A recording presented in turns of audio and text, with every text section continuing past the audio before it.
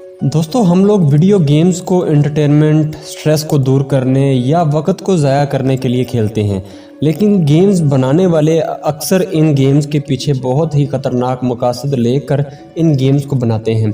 दोस्तों आज की इस वीडियो में मैं आपको बताऊंगा 5 ऐसी गेम्स के बारे में जिनको उनकी ख़तरनाक नताइज व मकसद को मद्देनज़र रखते हुए बैन कर दिया गया।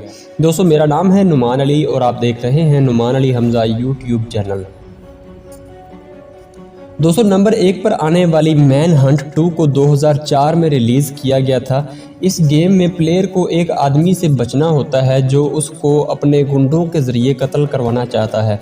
दोस्तों इस गेम में बहुत ज़्यादा वायलेंस था। इस गेम में प्लेयर लोगों को बहुत ही अजियत देकर मारता था। प्लेयर के पास एक प्लास्टिक बैग होता था जिसके ज़रिए वो अपने दुश्मन का सांस बंद करके उससे मार सकता था। इस गेम के ज़रिए बच्चों पर बहुत बुरा असर पड़ रहा था। इंग्लैंड में इस गेम की वजह से एक हादसा भी पेश आ गया था। दोस्तों इंग्लैंड के एक लड़के स्टीफन को उसके दोस्त वारन लेब्रांट ने कत्ल कर दिया था। पता ये चला कि वारन को मैन हंट खेलने का बहुत ज़्यादा जुनून था और वो इस गेम को हकीकी ज़िंदगी में भी अप्लाई करना चाहता था। 2007 में जब मैन हंट का दूसरा पार्ट रिलीज़ किया गया तो इस गेम को यूके में बैन कर दिया गया और ये कहा गया कि ये गेम बच्चों को शिद्दत पसंदी की तरफ माइल कर रही है। दोस्तों नंबर 2 पर गेम आती है हैटेड। दोस्तों हैटेड को तारीख की सबसे वायलेंट गेम माना जाता है।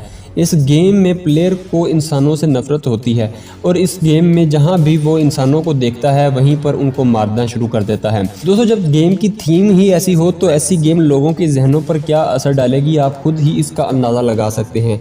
दोस्तों इस गेम में प्लेयर ने एक हुडी पहनी होती है और उसके पास चाकू से लेकर मशीन गन तक होती है और ये लोगों को स्कूलों और अस्पतालों में जाकर भी मार सकता है।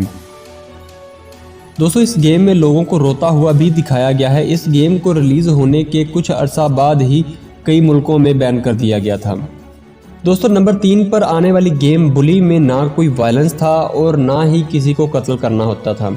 इस गेम में एक बच्चे को दिखाया जाता है जो स्कूल जाता है और वहाँ उसे दूसरे बच्चे बुली करते हैं, यानी इसको तंग करते हैं, इसका मजाक बनाते हैं और उसकी बेइज्जती करते हैं। दोस्तों ये सब चीज़ें बहुत से बच्चे स्कूल में रियल लाइफ में फेस करते हैं, जिस वजह से बच्चे ना सिर्फ अपनी पढ़ाई से को मुतासर करते हैं बल्कि उनका कॉन्फिडेंस लेवल भी बहुत नीचे चला जाता है। दोस्तों इस गेम पर यह इल्ज़ाम था कि ये गेम बुली करने को प्रमोट कर रही है और बच्चे इस चीज़ को देखकर दूसरे बच्चों को बुली किया करेंगे। 2008 में ब्राज़ील में इस गेम पर पाबंदी लगा दी गई थी। दोस्तों नंबर 4 पर आने वाली गेम स्टैंड ऑफ का दूसरा नाम एक्टिव शूटर भी था। दोस्तों इस गेम की थीम बहुत ज़्यादा डार्क थी। इस गेम में एक स्कूल को दिखाया जाता है जहां पर एक दहशतगर्द हमला करता है और वो बच्चों को निशाना बनाता है। इस गेम को खेलने वाला इंसान दहशतगर्द भी बन सकता है और पुलिसमैन भी, यानी प्लेयर बच्चों को कत्ल भी कर सकता है और बचा भी सकता है। प्लेयर के पास चाकू और गन्स होती हैं।